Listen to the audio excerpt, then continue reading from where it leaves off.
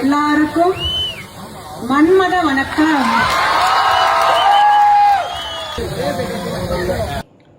அதாவது TVK கவர்மெண்ட்டையோ TVK இருக்கக்கூடிய எம்எல்ஏக்கள் அமைச்சர்கள் அந்த கட்சிக்காரங்களை வந்து பார்த்தோம் அப்படின்னா குறை சொல்லணுன்ற எண்ணம் எனக்கு கிடையாது. ஆனால் இப்படியான விஷயங்களை பார்க்கும்போது பேசணும் அப்படின்ற ஒரு விஷயம் தோணுது. என்ன மாதிரி தான் தமிழ்நாட்டில் இருக்கக்கூடிய ஒவ்வொரு அரசியல் சாராத ஒரு பொதுமக்களோட மைண்ட் செட் அப்படி தான் இருக்கும். சரிங்களா? அவங்க சட்டமன்றத்தில் மனமார்ந்த வணக்கம் சொல்ல ட்ரை பண்ணாங்க. அது கொஞ்சம் ஸ்டைலாக போய் மன்மாத வணக்கம் வந்துருச்சு.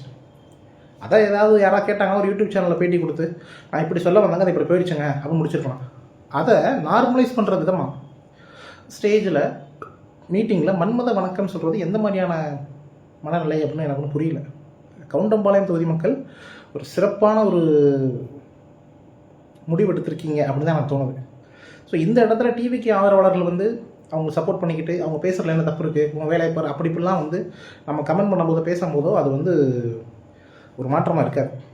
தவறு யார் பண்ணாலும் தப்பு தான். இது இப்படி பேசக்கூடாதுங்க, இந்த இடத்துல சொல்லக்கூடாதுன்ட்டு நம்மளே என்ன செய்யணும், கண்டிச்சா தான் எல்லாம் இங்கே மாற்றம் வரும். எல்லாம் மாற்றம் வராது.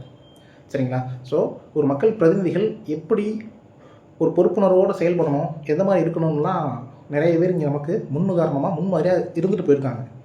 இனிமேலாவது உங்களோட தவறுகளை திருத்திக்கிட்டு நல்ல முறையில் பேசி மக்கள் பணி செய்யணும் அப்படின்றது என்னோட கருத்து.